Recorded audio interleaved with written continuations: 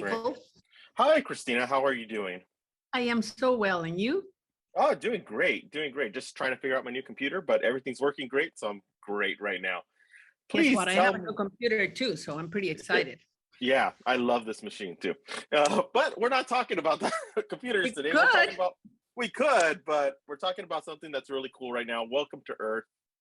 What was it like to be a part of the show? Because you're a part of an episode called Power of Scent. What was it like to be a part of it and to be working with Will Smith so closely? I mean, first of all, working with Will Smith, like who wouldn't like that? I agreed to be part of the show. First of all, yes, because Will Smith is such a massive icon in our generation and our culture, but also because this whole idea of Welcome to Earth really appealed to me. The fact that there's a TV program that's introducing us to our own planet and how it works. And the episode on scent, it just happens to be the one that was given to me, but I do believe and understand that knowing how our planet works, it's like traveling in a spaceship that's carrying us across the universe. And we have to understand the systems and how it operates so that we can protect it and preserve it for the entire journey, not just the Yes. next 100 years. Yes, I have to get into your background because you're a National Geographic photographer. You have training in biochemical engineering in marine science. How did you adapt everything? Because you have such a great background into becoming a National Geographic photographer. When I was much younger, high school, I wanted to be a marine biologist because I had this dream that I was going to be able to swim with dolphins and see whales.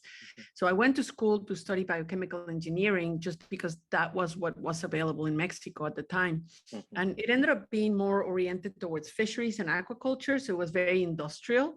Mm-hmm. So by the time I graduated, I knew that that's not what I wanted to do. But having studied that kind of gave me a glimpse into just how wasteful and devastating the fishing industry is.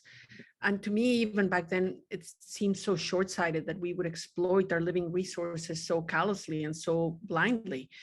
So from a very young age, I was always concerned on, I wanted to share the urgency of how we need to care more for our planet. And figured pretty early on that science is not the most effective way of reaching a wide audience. So I became a photographer just because when you share photographs, you really are opening a door, an invitation for people to come and join this conversation, which I think is really important. Yes, and I agree. And I think that leads back to the show because in the episode, you're looking after tiger sharks in the Pacific in Australia. How was it?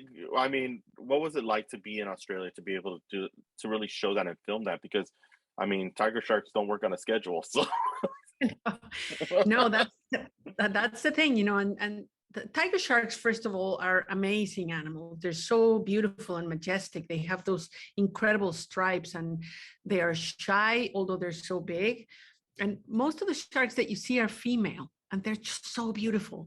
So working with tiger sharks in Australia was special for me because I've never been to that part of Australia. Getting an invitation to go to an island like Rain Island, which is a sacred island. It's not open to the public. So having the opportunity to come and visit Aboriginal ancestral land and getting in the water with these tiger shark scientists was awesome. The best part, however, is that in the episode, Will Smith plays my assistant. And that was the best part.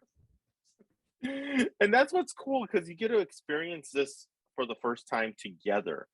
Yeah. So it isn't like something that you've done or well, we know he hasn't done this as much because he's a movie actor, but it's like you get to experience this together. What was that after? Were you able to see the episode already and how well that connection worked? I just saw it this morning and it gave me a lot of nostalgia because I felt like I had a very natural connection to Will. We are the same age. We both come from middle-class minority families. So there was a lot of overlap in, the experience of growing up, except he became a superstar and I became a photographer. Hey, you became a superstar too. Your photography is amazing. That's all I can say. Michael. Yeah, but what was unique for both of us, because I've been in the water with tiger sharks many times, but I'd never seen so many sea turtles. And it was quite amazing to arrive for the first time on Rain Island, just look at the numbers of turtles.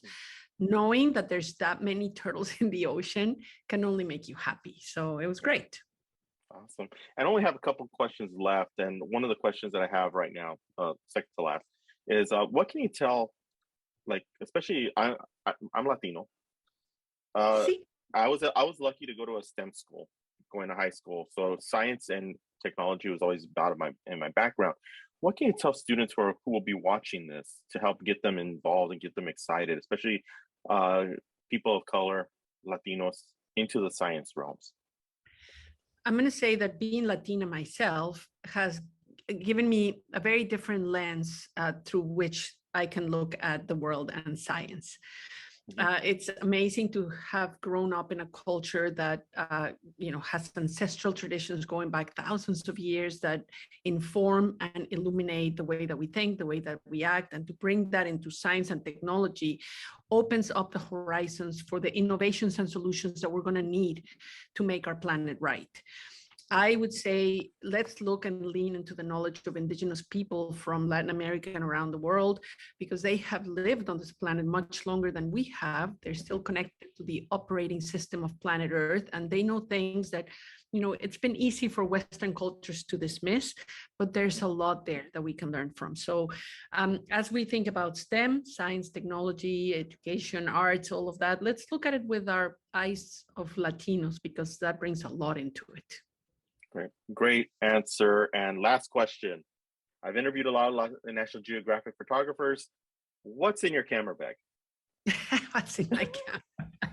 I don't know. I have an assistant. No, I'm kidding.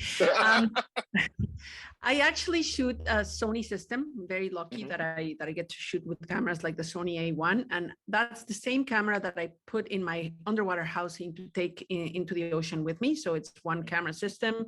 I am a minimalist. I don't like to carry a lot of stuff, so I probably have 3 or 4 lenses at most.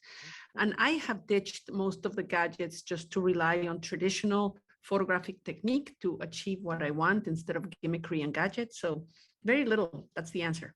Awesome. Cristina, thank you so much for talking with me. Really appreciate it. And hopefully we'll talk soon in person. Gracias, Michael. Un placer. Thank you.